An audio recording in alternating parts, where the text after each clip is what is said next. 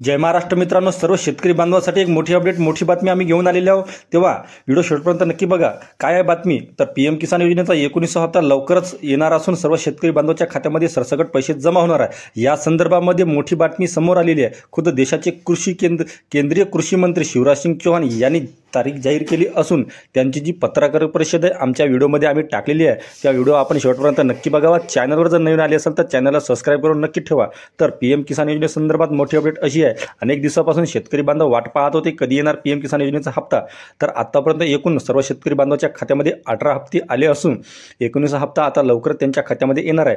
24 February रोजी एका कार्यक्रमानिमित्त देशाचे पंतप्रधान नरेंद्र मोदी हे सर्व शेतकरी बांधवांच्या खात्यामध्ये पैसे वितरित करण्यात इथं येण्याचा जो कार्यक्रम आहे तो 24 तारखेला इथं जाहीर झालेला आहे। या संदर्भामध्ये केंद्रीय कृषी मंत्री शिवराज सिंग चौहान यांनी स्वतः माहिती दिली आहे। त्यांचीच पत्रकार परिषद आमच्या व्हिडिओमध्ये आहे। त्या व्हिडिओ आपण शेवटपर्यंत नक्की बघा।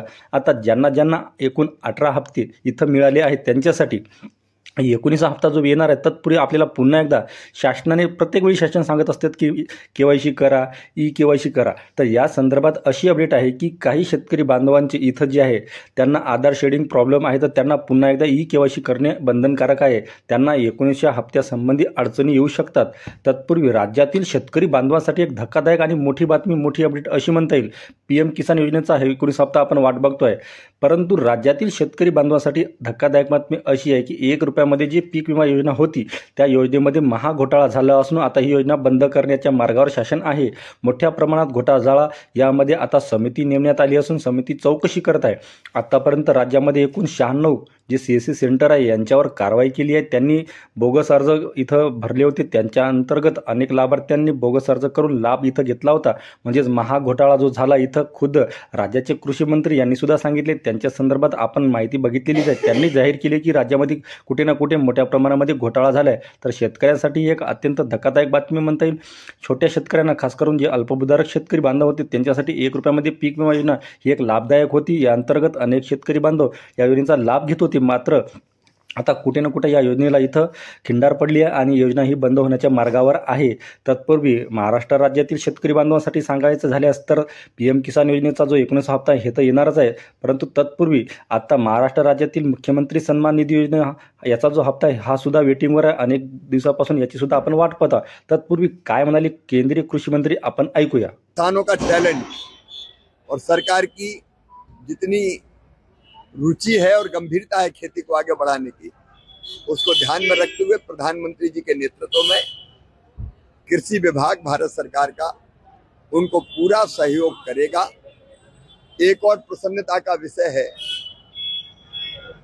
कि किसान सम्मान निधि जो छोटे किसानों के लिए वरदान सिद्ध हुई है, वो किसानों के खाते में डालने के लिए 24 फरवरी को प्रधानमंत्री जी का दौरा भागलपुर में संभावित है। उस दौरे की तैयारी के संबंध में भी हमने चर्चा की है। पिछले 7 महीने में ऐतिहासिक काम कृषि के क्षेत्र में प्रधानमंत्री नरेंद्र मोदी जी के नेतृत्व में हुए हैं।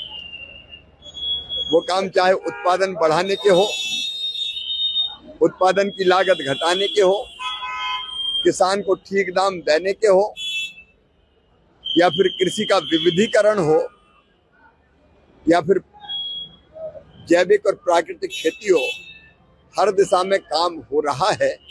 वो काम भी जनता के बीच रखने का प्रयत्न उस समय होगा। मैं बिहार के मुख्यमंत्री जी को, कृषि मंत्री जी को, पूरी टीम को बधाई देता हूं। कृषि के कल्याण के लिए जो काम यहाँ हो रहा है, कृषि के विकास और किसानों के कल्याण के लिए, वो अद्भुत है। यहाँ दलहन भी बहुत अच्छी मात्रा में होता है। अभी हमने फैसला किया इस बार के उड़द, मसूर और अरहर, तुअर किसान जितना पैदा करेगा और बेचना चाहेगा उसको मिनिमम सपोर्ट प्राइस पे खरीदने का काम भी केंद्र सरकार करेगी। कृषि के क्षेत्र में अच्छे काम के लिए मैं मुख्यमंत्री जी को और कृषि मंत्री जी को बहुत बहुत बधाई देता हूँ।